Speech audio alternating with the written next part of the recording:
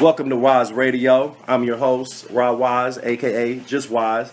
Have a great show. My co-host John Harris Laughlin is not here with me today to hold it down with me, which is cool. I'm more glad to do it by myself. But we have two lovely guests. My third guest is going to be late coming here. Hopefully he'll get here soon. We have Jeff Kissling. And Agila Nadaraj. Thank you two guys for coming on. Today we're going to be discussing, the election just happened. After that was called Doomsday. People were crying, wailing in the streets. Some even burned up American flags. We don't know. But we're going to talk about the Dakota Access Pipeline. What does that look like after this election? But more importantly, how does that affect us here in the city of Indianapolis? And we're also going to talk about the Indy's mass transit initiative that just got voted yes on just this past Tuesday, November 8th. So, but first, we're going to talk about the Dakota Access Pipeline with Jeff Kingsley, who writes a blog. Jeff, what's your blog? KisslingJeff.wordpress.com. Okay, Jeff, now, how did you get involved? What is the Dakota Access Pipeline? Well, the Dakota Access Pipeline is a pipeline to take the oil that's fracked from the Bakken oil fields in North Dakota and move it across North Dakota into North and South Dakota and Illinois and Iowa to bring that fracked oil to where it can be then transported south to the Gulf for refining. And before, who are involved in this? The Standing Rock Sioux, right? Right. Tell us, what is their connection to this land? Well, the pipeline actually was originally going to go north of the city of Bismarck, North Dakota, but when the people there got concerned about how a leak might affect their drinking water, the pipeline was rerouted and it ended up going closer to the Standing Rock Reservation in North Dakota. And although it doesn't actually go on native land, it comes within a mile of the reservation boundary, and any leak would definitely pollute the water that the tribe depends upon. I see here, I have it up. I see that you have Bank of America, HSBC, UBS, Goldman Sachs, Wells Fargo, JP Morgan Chase, and other major financial institutions. $3.8 billion is invested in this Dakota Access Pipeline. And what's interesting, these are the same people back in 2007, 2008, 2009, where the financial debacle happened too. So, what do they have to? Have you heard anything about what do they have to? What is their initiative outside of the pipeline being there? What are their concerns about the pipeline going away and people protesting though? Well, of course, they had the financial investment, and so if the pipeline doesn't come through, then they're going to lose a lot of money. Although it's interesting that one of the major banks, I think it's one of the ones in Norway, I don't remember the name, is actually reconsidering their finance of the pipeline now that they've learned more about Native American and environmental concerns. Jeff, how did you get involved? Well, actually, this is kind of an extension of my previous involvement with the Keystone Pipeline, similar kind of situation that involves transporting tar sands product from the fields in Alberta, Canada. But that one was a little different because it crossed international boundaries. It required the approval of the President of the United States.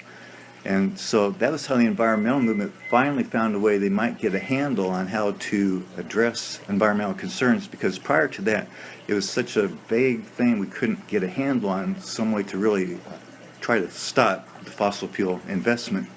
So by focusing on this particular pipeline that had a very well-defined decision that had to be made by one specific person, the President, we felt that we could possibly exert enough influence on him that we could stop that pipeline, and that would be the first step in starting to get a control of what's going on with the fossil fuel industry. So to that end, three organizations, the Rainforest Action Network, Credo, and the other 98%, saw this opportunity, and they created an online campaign called the Keystone Pledge of Resistance that was a way for anybody who was concerned about the environment to sign on to this campaign. And then the really brilliant part of that was they identified the 25 cities in the United States where there was the most interest in this, and activists who had already had experience in direct action actually went to these cities and spent the weekend training local activists who then in turn trained other people in their city. So I was one of 4 people trained here in Indianapolis, and after our training, then we connected with other activists locally, and we held 6 different sessions where we trained people in the theory and practices of nonviolent civil disobedience and direct action. So fortunately, the president, as we know, decided to deny the Keystone permit. But the Dakota Access is kind of along the same lines. It's just that it doesn't cross an international boundary, and so that we don't have the direct influence on the president to count on in this case. How does this issue affect us here in Indianapolis, like with Dakota? I mean, how does this affect us here? Well, it's a good question. Of course, environmental concerns really are global anyway in nature, but there's fortunately a fairly large environmental activist community here in Indianapolis that is supporting the water protectors in North Dakota.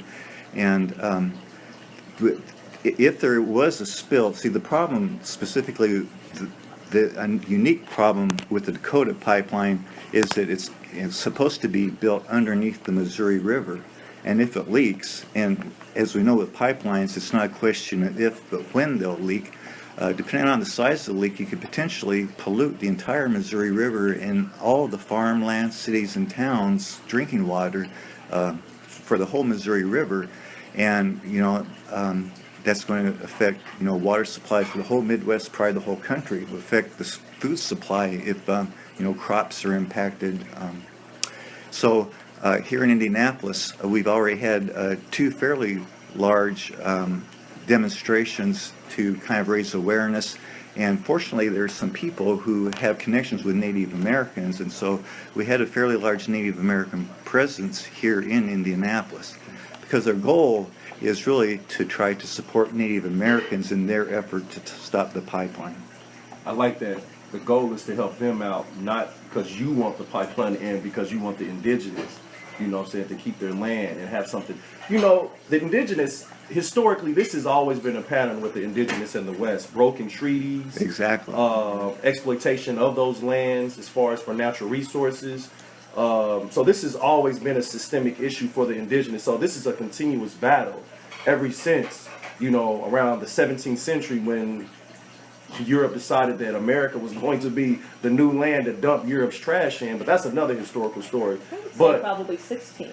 16, I would have 15. When Columbus came, moment he set his foot here, it's been a struggle. There you go. And it's been all about extracting resources, chop the hands off, kill the innocent children, take the land, and we do whatever in the name of manifest destiny. And out of that goes back to this idea of American exceptionalism. Mm-hmm. I think that's tied to this Dakota Access Pipeline. The fact that you have a lot of corporations who feel like, well, this is our God-given right. We see open land, we should be able to what? Use it, exploit it, right, for our purposes. Mm-hmm. But and I think also another issue is the fact that they continue to deny how some of these practices with drilling, fracking, looking for oil, they continue to deny that these have been more detrimental into the breakdown of Earth itself, globally, not just nationally in the United States, but globally. It's amazing that they continue to ignore the science as to say that this is not a healthy way of going about business. Matter of fact, this may be outdated as far as us going about this way of getting gas, gas, natural gas, any type of resource that they can use. I mean, it's an outdated practice. I want to add one thing, and I think what you talked about, the corporations believing that this is their God-given right, it's just a continuation of American settler colonialism. And more broadly, we like to think that racism is over, sexism is over, colonization is over. It's not over. It's taken on a new form. It's been warped and it's malleable, and so it's taken on different forms. Right now it's under corporate capitalism, Back then, it was the state that was doing it. So I think that's important to place that within this context. And I would also like to offer one more thing. Even though this is for indigenous people, we're all living on this earth together. You are right. Yeah. About There that? are other communities on rivers. If we look at civilization, we go towards large bodies of water. And it's not just that we need water to survive. This entire planet needs water to survive, just scientifically. So, But seeing the news reports, I know the lady Amy Goodman from Democracy Now. yeah. I know Yeah. that she was. I mean, you talking about freedom of speech being violated. I mean, they were talking about throwing her in jail for just reporting on it. I mean, Right. the start of and Welcome to Trump's world, right? And the- Welcome to his amusement park, what right? got me was that Shailene Woodley, I think, Okay. they threw a famous white girl in jail. That was it. I was like, we're done. Well, the dogs that were used on them. Yeah. Oh, The violent quelling of the dissent. Again, Well, that highlights, I'm glad you brought that up, another piece of this, and that is the suppression of this news by the mainstream media. Yes. And many of us, or many of the general public, would not have known about the dog attacks and all if Amy Goodman hadn't been there broadcasting this stuff. So it's been a blackout for mainstream and media. Native Americans. but it also shows you how, again, corporations, how they have the access to resource to develop, to develop their own militias, their own standing army, Yeah. to go over there and quell this. We don't need to use state and local law officials. We don't need to have a discussion with it. And matter of fact, I was listening to NPR, and one of the spokespersons for the companies had said that they had several times reached out to some of the Standing Rock, Sioux members, leaders, right? And the issue that I have with that is that, look here, what is reaching out? What does that look like for you? You know what I mean? Is Right. that just sending an email Yeah. so you can have it documented and say, yo, we reached out? That's not reaching out. To really reach out is to really understand their concerns, to really address their concerns, and really to have them a part of, again, the legislative and the policy part of this, making sure that this doesn't happen. Because when I think there's a similar group out in Canada. I saw that Naomi Klein documentary, which was a great documentary, by the way. But there was an indigenous group in Canada, whose burial grounds, whose ancestral burial grounds were being Desecrated. desecrated Yeah. in the name of extracting resource and oil, right? So, again, this has been a long systemic issue with the indigenous and the West.